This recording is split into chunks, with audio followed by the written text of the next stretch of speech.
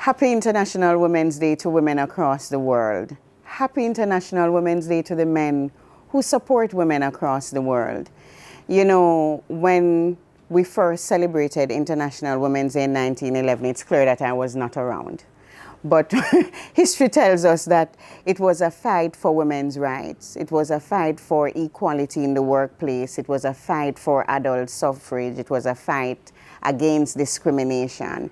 And we've come a far way that we have women working in offices. We have women working at all. There are parts in the world where women still do not have the privileges that we have in the Caribbean and in Jamaica, to be particular, where we have so many women in leadership positions.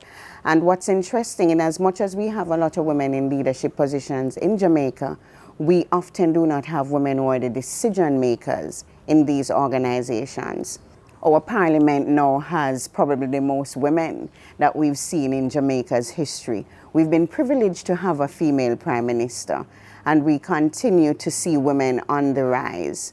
There is one woman who's been rising, continues to rise. Her name is Joan Gordon-Webley. She holds the record of being Jamaica's youngest member of parliament, but there's so much more to her. She may be short, but I dare say she's short of nothing. And it really is an honor to speak to her today as we celebrate International Women's Day. I'm Coleen Douglas, and thank you for sharing this space with us. I'm actually sitting in one of my favorite places in Kingston, the garden of Joan Gordon-Webley. Joan, please join me in your garden. Good morning, Coleen. Good morning. How are you? I am good. You know, these are my favorite babies. Yes, and thank you for having me. I always feel welcome in this garden. My pleasure. Soon I am going to move. Wanna see how she move it here? Yes. Umanayad. It's Umanayad, so now I have to turn. So I kind of want to go back to when you were very small. Which part in Jamaica you're from? I was born in Hanover, a little place called Pell River. Pell River? Yes. I've actually never heard of Pell River. Yes, there you are. Is there an actual river? No, but it's called Pell River, and I have loved that little community. I remember when I got married and my husband, I took him to see Pell River. He says, and pray, how did you hear about Kingston? Because it's so remote. Mm-hmm. But they were very nice people, country folks, you know, nice. And I suspect some of the plant and being in tune with earth is coming from that. Yes. Which primary school you did go? I was at Pell River Primary School, and then I went on to Coleen, but I left at about 7.5 and went to England, yes. Wow. Yes. You went to, I almost call it that other motherland, because we can't really change with history like that. What was England like for you? As a child in a brand new country, it was nice. And as a child, with first coming in contact with your parents, because I lived with my father's brother and his wife. Mm-hmm. And I didn't know my mother, but when I went to England, I met her. I mean, I don't remember instances with her. And when I went to England, I met her. As a matter of fact, my father sent for me, and I was living with my mom. By this time, they had both married and was living in different parts of England. She lived in Wolverhampton, and he in Manchester. And I got to go and meet with him, and every holiday I would go and meet with him. And it was as though, you know, my life had just begun, because coming out of Hanover, I came out of a really battered life situation. And I used to pray. I pray a lot. I pray morning, noon, and night. I walk and I talk, and my car hears my prayers. And it was a great life in the beginning, And then my father left and went to Canada with his wife and 3 children. And then my life became another nightmare again, you know. It's interesting because we make a lot of assumptions about people because we meet them in the now. Yes. So more often than not, we take for granted the history, but I think we are our history.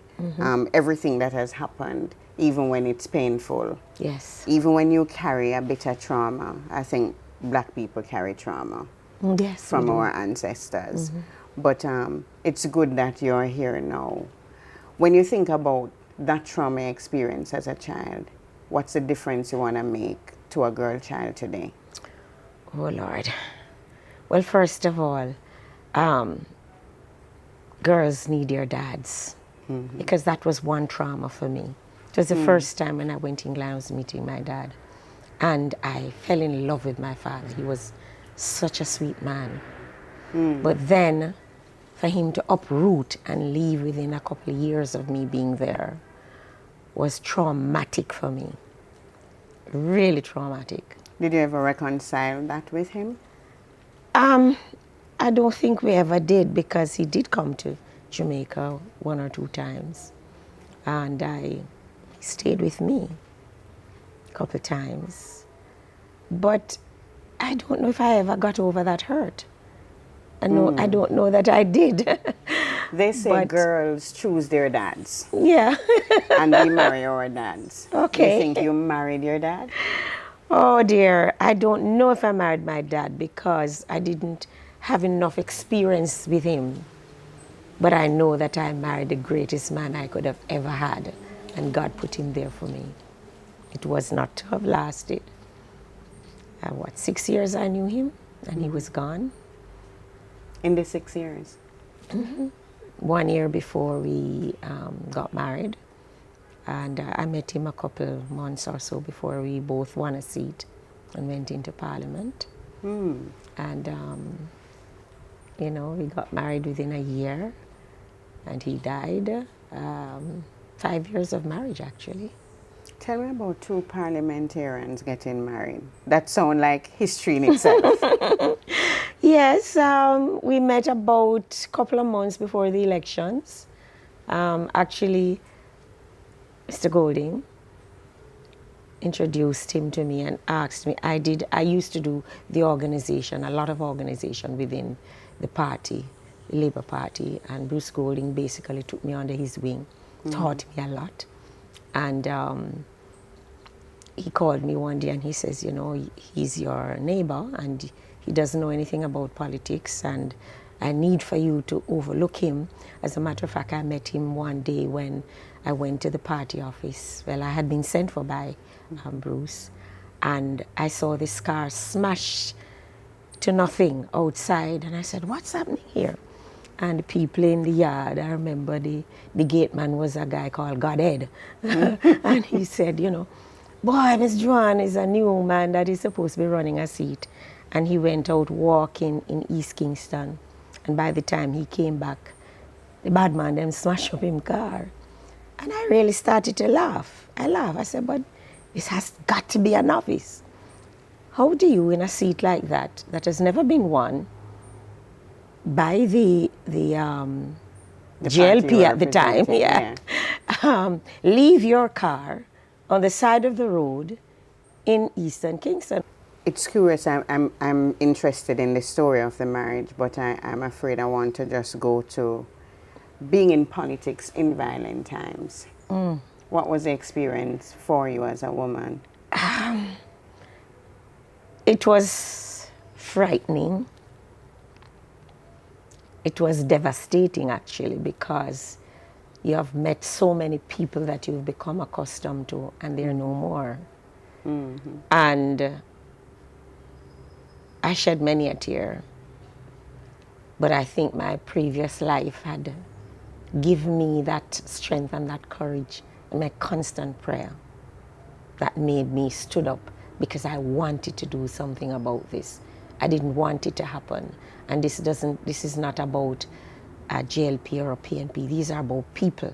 And I usually say when a bullet strays, it can take out any one of us just walking along the side of the road. So I wanted to make a difference. I wanted to see that stopped. Did it ever stop though? No. No. It has stopped a lot politically, Yeah. but it has gained a new momentum. And we're talking about Jamaica when? 1970s, 1980s? 1980s. 1980s. 80, 89, yeah. I've heard about the 80s. Yeah. And I salute anybody who would take up political leadership at that time, but I want to go And back. at the time, you know, you're young. You're still really a child, you know. How old were you then? I was 27, became MP in 28. I'm not the youngest woman to have ever been in Parliament. Not the youngest parliamentarian, but the youngest woman. The youngest woman. Okay, okay. All right, so let me go back to the sweet story of meeting the husband and thinking that him not have no sense. How soon after the initial, I calling it a meet cute, because it's a meet cute if the car mash up, and you had that opinion. How soon after that were you married? Maybe just over a year. Just over a year, okay. It was pretty quick. What's the best thing that has happened for you with that union, albeit how short? The best thing that has ever happened to me is being married to, I used to call him Cap. He was a captain in the army. I used to say, Cap, you know, do so and so, or I'm here, or so and so. But the best thing ever happened to me was just being married to him. He brought in my soft side, because I think I had grown really tough coming out of the experiences of England and being here in Jamaica and having to look after. I had a daughter in England pretty soon, and I came back to Jamaica with her, and I had to work hard to make sure that she was maintained in a certain way and that I too was maintained in a certain way. I used to remember the days when I worked and my daughter used to go to Dunrobin Primary, and my first job was at Hardware and Lumber. And I remembered not having enough money for the month, so I would sit down and I would pencil out how much money I had worked and how is that going to get me through the month. Because by this time I'd become, I don't know if the word Jamaican would I say, you're feisty. I don't like to borrow. I don't like to beg. But I remember having penciled out the mere dollar, and then I would put her on a particular bus, because I made sure I got to know the busman, and he tells me, and I'd put her on a particular bus. And then I would walk from Dawn Avenue, it was, that I was living, to Hardware and Lumber. Quite a few miles. And Hardware and Lumber was still on Constant Spring? Hardware and Lumber is at the intersection of the boulevard. Okay. That's where I used to walk, and I used to make sure I got there earlier than anybody else. I came out of England, so I know what being early is about. I don't know about being late. You have to be on time. So I used to be there every time, and then I used to be the last to leave in the evenings. I made sure that I not only did what I had to do, but I learned every other position within that company. You bring something up that is heavy in Jamaica.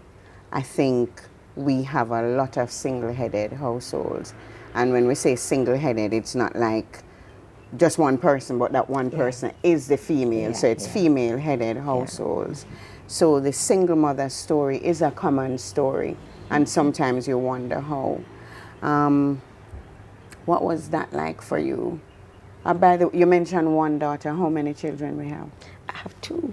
Two? I am so blessed with two of the best girls in this whole wide world. I tell everybody that. I'm a single mother, so the single mother story resonates with me. And one of the things I find particularly hard is work-life balance. So I get the work in, I get the mommy in, but there is hardly room for anything else. How do you find that work-life balance? there's really not room for anything else, but I've always made room. I think growing up and going through what I went through, it made me want to do things for people. I hear people talk about, when you're battered in life, you will turn out to be a batterer yourself. I say rubbish to that. I rubbish that. I believe if you see what is around you and you think it's not what you think it should be, then you want to do something about it. And that's been my life story. I want to do something about it. And being a single mother, I recognized how hard I had to work. Mm-hmm. And so I know what single mothers have to go through. But I did not compromise. But you say, it's interesting, because I think at your core, you think that girls or children need their fathers. We started out with that, and you said so quite emphatically. So girls need their fathers, or children need their fathers. Children on a whole. I think single mothers need the fathers because we're tired. Yes. We're tired. And we need the husbands too, My husband's been dead for 40 odd years, 36 years. And you see these plants here? He was such a gentleman. He knows I love plants. And I've always been a workaholic. I must admit that. I'm a workaholic. My husband didn't like the politics at all. Mm-hmm. And I used to come home and I would go into he built me my first greenhouse in Smoky Vale, where we built our first house. And I used to get into that garden and I used to plant. And when I touch a plant, even if the leaves are this tiny, they become big. And he saw that this is what I like, so he built me my greenhouse. And sometimes, he's always home before me, always home before me. And I would go home and I would see him take my massive plants out of the greenhouse and he would have it all over the house. Oh, what a beauty when you step into your house and you see those plants. And your man has done this for you, I'm telling you. Talking about man, did we ever find another man? Nah. No interest? No, I've had boyfriends along the way. And I mean, in that 30 odd years, I can count them on one hand, 34 years. Was it a conscious choice or you just didn't feel like there was the right one? I don't know if it's a conscious choice. Maybe I've been so deep into the work that I do that there has been no time. There's been no time for it, And so I'm very happy. I agree too that we need men in our lives. Oh, but yes, I also absolutely. think it's important that we say to young girls that a man in your life doesn't define who you are. Oh, absolutely not. Absolutely not. I want to go back to your girls and where we started about girls' need. What do you say to your girls about a man, the father figure, being absent? Do you think you've had to do a kind of doubling up? Do you overcompensate? I know at least one daughter would say I don't overcompensate because she bemoans all the time about my living in the politics, breathing the politics, eating the politics, and I don't have enough time for her or for them. But I don't feel that that is so. I feel that I have had to live and breathe what it is I do. That's how I am. If I take something on, I am going to work it to death. That's me. I must get the result. And, I say to her, I don't promise to leave you money, but if it kills me, I'm going to leave you a good education. Both girls have their double degrees. They are able to look after themselves. I mean, my smallest daughter, I don't think you can call a 40-year-old woman so small, but it's still a baby. Still my baby. Love her, and she's way over me, I'm tiny and she's up there. But, I believe that I've done a good job with them. They would not be the fine ladies they are today And whilst I know I might not have spent as much time at home with them, I still remember times going in the constituencies and they were in the trunk of the car and we would drive with our pillow in there, that if they fell asleep, we'd break back the two back seats and they used to be at the back in the car, and you know, you would cover them, and it was a beautiful thing. I do remember though sometimes it was really hard. I remember Gilbert, for instance, when we had, I think, one of the worst storms I've ever seen. And I'm a member of parliament, and my husband had recently died. And I remember, we lived in Smoky Vale at the time, and I remember driving down the hill, going to the constituency. And I remember leaving my two daughters at home with the helper. And I remember bawling, driving down that hill. Bawling like a baby in the car, loud. I couldn't stop it. Because here it is, because of the work that I do, and the constituents depend upon me, I'm leaving my own two flesh and blood at home in the care of the helper. And I just want to say big up to helpers out there. Oh, yeah. Trust me. I call them. Trust me. I call them domestic engineers because it's a special thing for them too. Because a lot of time household workers leave their own children at home. A career politician is what some would call you. And I know you're going to say that are just me. and I think some of the stereotypes. Is something wrong with being a career politician, by the way? Absolutely not for me. Okay, not me either. But some will say that and I love politics. Politics is corrupt, though. Well, tell me the profession that there's not corruption. Come on, name one up for me, my sister. But do you get corrupted with it? Let's look at it this way. There is nobody in this whole wide world can say they're squeaky clean. Let's talk facts. There is nobody that can say. You may make a decision because there's a friend of yours and you make a decision on behalf of a friend. That can be classed as corrupt.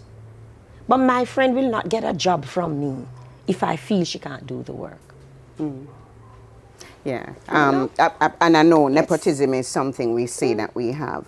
I think I may have benefited from some amount of nepotism at some point in my life. Okay, then. You'd call somebody who you know. But I deliberately, International Women's Day, and we think one of the things that women suffer from most is really the stereotype.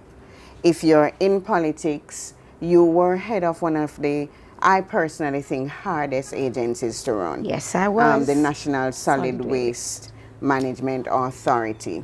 When people garbage pick up. I remember the news. Them used to dig into you, boy. Yeah. How was that? Well, let's look at it this way. Solid waste was one thing that you knew about me. But while I was a member of parliament, I also ran the union of like-minded parties. I was also managing director of a security company. And I then moved on and became advisor to the Prime Minister of Grenada. And I ran most of the elections in the Caribbean for like-minded parties. The National Solid Waste, to me, was just another job to be done and to be done efficiently. And I remember when I was asked to do this position, I said, but boy, this is the most corrupt agency in Jamaica. I did say it. Everybody is watching solid waste. Every day people speaks about solid waste. And I remember Bruce Golding said, yes. Yes. I said, boy, it's a rough agency to manage. He says, but I know you can do it. That was a vote of confidence that he had in me, and I knew I could do it. Frankly, I don't really think you need vote of confidence to do it, because I find that you're very clear about where you're going. And it's one of the things that people often dislike about the strong women. and so you walk around making up for it. Do you think you ever try and make up for it? You try. One thing I don't know if I am making up for it, but one thing I am clear on, anything I get into, I don't need to have known anything about it before. But I know that once I get there, I'm going to turn it over and make sure it runs right. Solid waste, for instance. I used to be at that desk until sometimes 3 o'clock in the morning, 2, 3 o'clock in the morning. One of the things that Jamaica has is a very studied country. There were files and files from all places all over the world about how to manage what we have. But it seems as though nobody read them, and they were stacked high on the shelves. And I'm sure they're still there now, unless somebody has packed them away in some boxes somewhere. So we paid for all of these, studied, but nothing happens. But I know one thing, there is no way I'm going to come out of that place and it is not running properly. And so I used to study at night, those files, and I used to be out of there. Sometimes when I'm done, all my eyes are bags on and eat it because I'm going through documents. I'm teaching me because I know there are those who wanted me to fail. And I was not going to have them laugh. The laugh will be on them, not on me. And I want to even thank those police officers. I've thanked them, but I want to thank them publicly now, again, for the way they stood with me. Because I remember having to come home sometime 2, 3 o'clock. And I say to them, all right, come in 12 o'clock. Because I was always under threat. Come in 12 o'clock. And I tell you, by 9 o'clock the next morning, they'll be there. But I want to go to politics. For all the young girls who watch and say that I can choose politics as a career. For all the women who are looking for a representative who understand their own needs. You've put yourself up again for public service, because that's really what it is for me. Yeah. Give me a community in the area that you're. That I mean? Brandon Hill. Brandon Hill. When you walk into Brandon Hill, what do you see? Decay. Decay. I don't really know if I understand that, what that means. It means that there is so much there that we can use, but it's not being used. It's just there.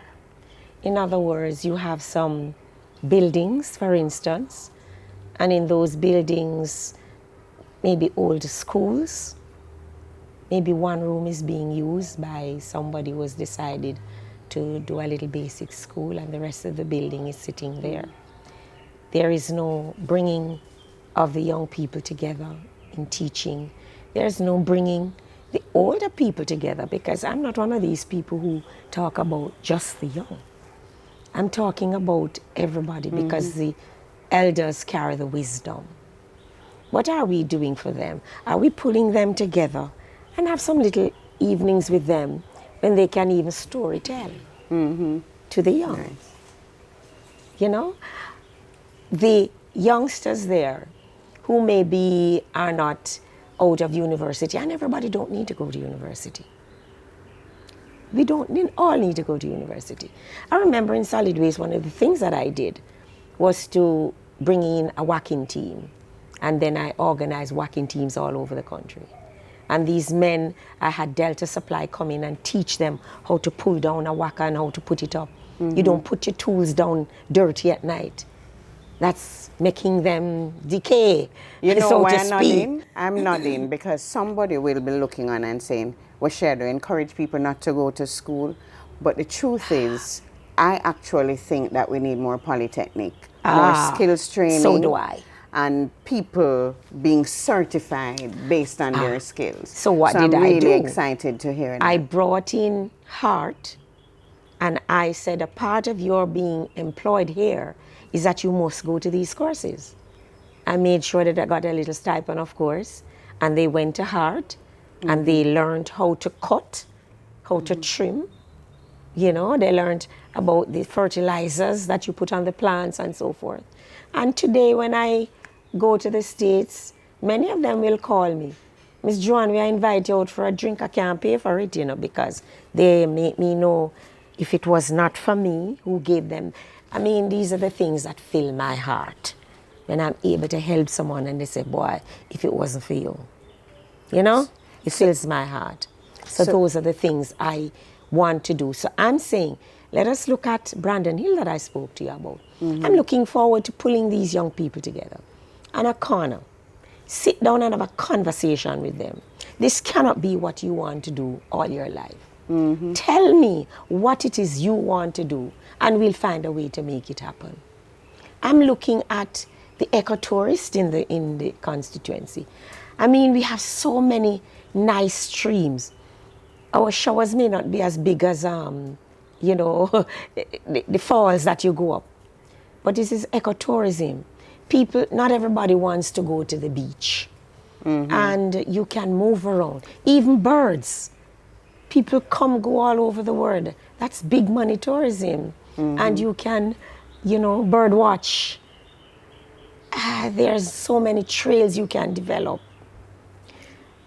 In a community that think that they have no We have future. clinics that I see, what do you call it, bush, weeds growing over.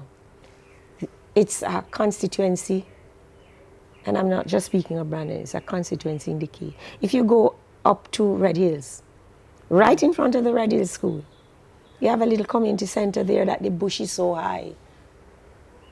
And a little training center beside it. I was told it was supposed to be a training center. The bush is way over it, cover it, you can't even see it. There's a suggestion in when you respond that you like to consult.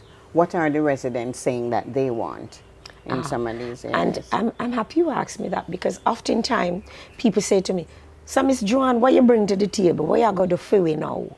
And I say, let me stop you right there. This is not what I'm going to do for you. It's what you're going to do for yourself. You live here. And what is it you want to do? I have to extract that from them, because it cannot be about me. One resident said to me, name me, for instance. What are the things you'd like to see done for you? Well, boy, Miss Joan, the road bad, and, you know, we need some light in the area. I said, yes, what else? And he named a couple of other things, you know, that like a work.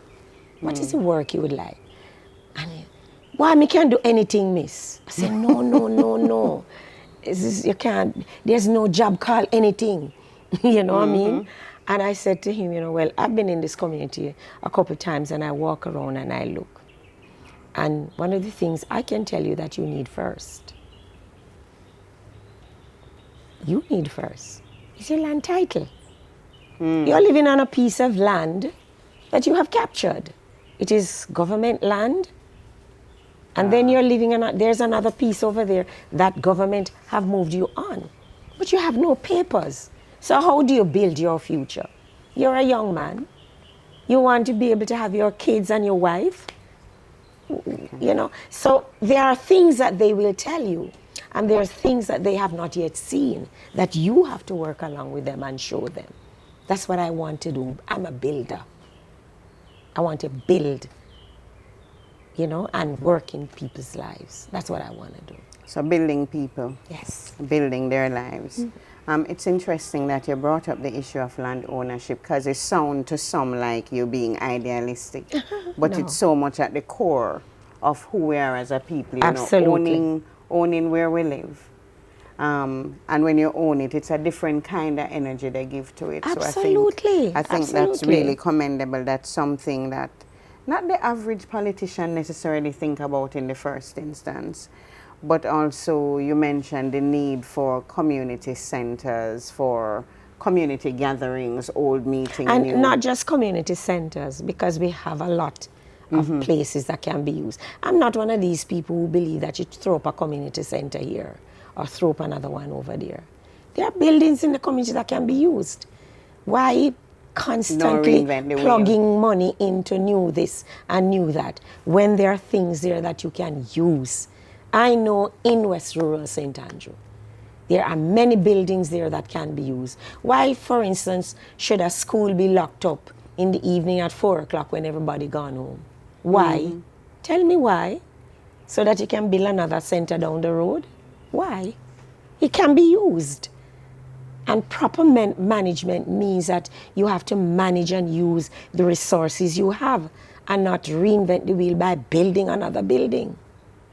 And use what you have and redirect the resources to where it's most needed. Absolutely. When we go rural, how you think we can encourage more rural farming, you know, to improve people's financial well-being? One of the things that, as you know, persons really don't like to farm any longer. Everything fluctuates and everything comes from overseas. So one of the places that I really want to start is at the schools. I remember when I went to school, even in England, I used to love to have my tomatoes and my, you know, okra. Yes, and I used to walk down the streets and give them away. I had a tiny piece of backyard.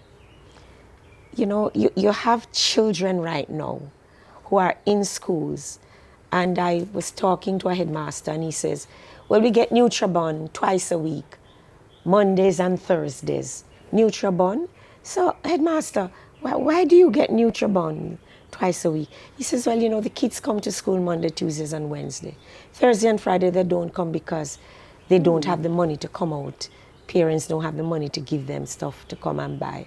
And I said, you know, but headmaster, we're really short-sighted. Look at the whole plan you have. Let you and I go into something now. So I'm going to go into something with all of the head teachers, with all the teachers in the school. We have got to start to look different. Our kids can't learn.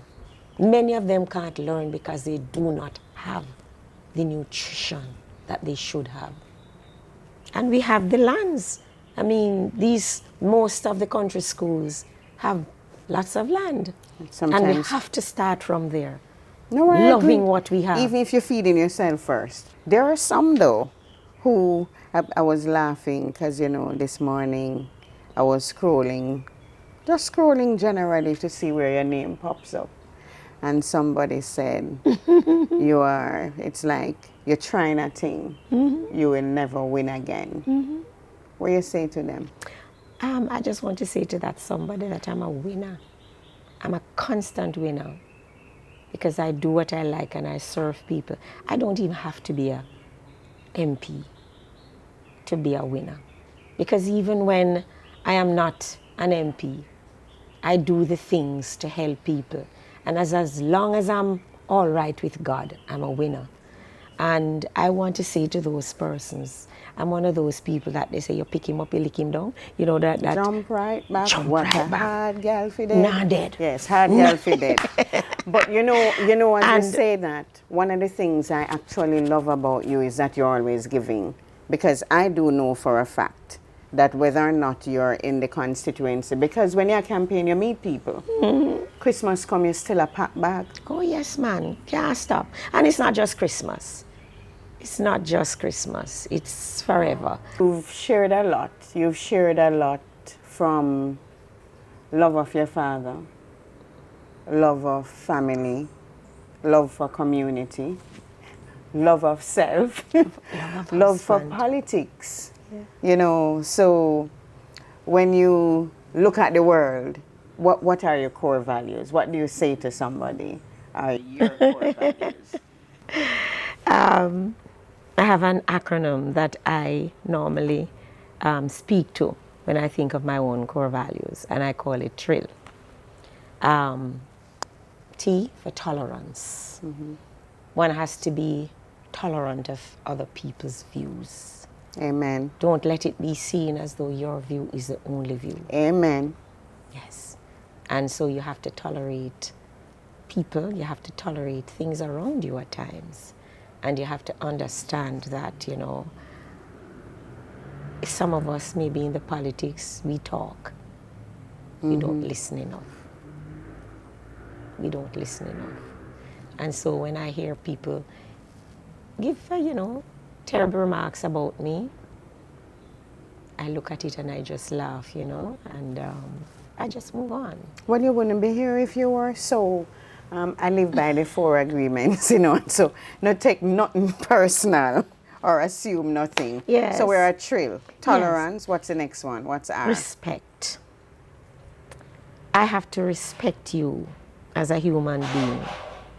I have to respect the constituency and the things that are around me. I find that we don't even have any respect for all those fruits, the greenery. I put it as far as that. And most of all, as leaders, we have to respect the way we speak to and deal with people. Not everybody's going to understand. A gentleman came into my office and he said, Miss Joan, me hear that something is being given away by the government, some funds and so on. And I said to him, where do you hear it? He says, well, on television. And he turned up at a person's office to ask them if they can assist him. And the individual said, that's not what I was elected for. I'm here to deal with the light, road and water. That's yours. He said, but you can't ask the secretary, man. Go and research. He said, but me well, I don't understand how to use computer. And then he said, he turned away and said, well, all right, you won't vote again. And he was told that they don't get a pension already. Wow.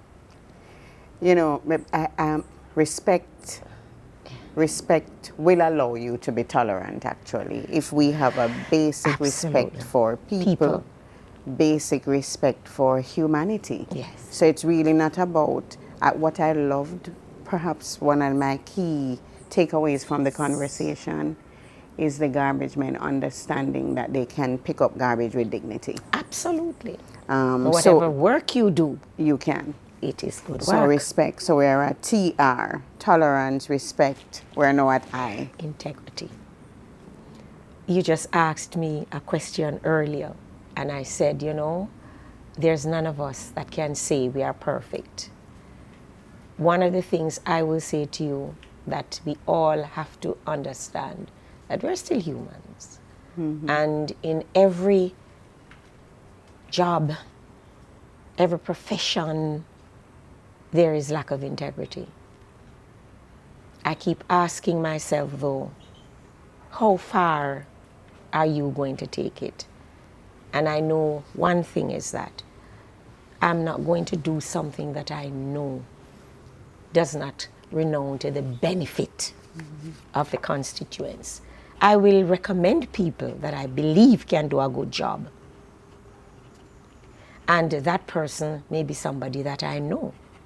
But I'm not going to go to the point where I recommend you knowing that you're not capable of doing the job.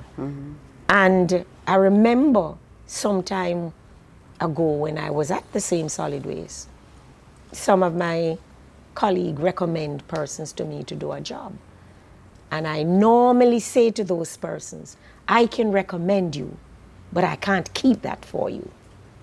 You have to keep that job. I can only recommend.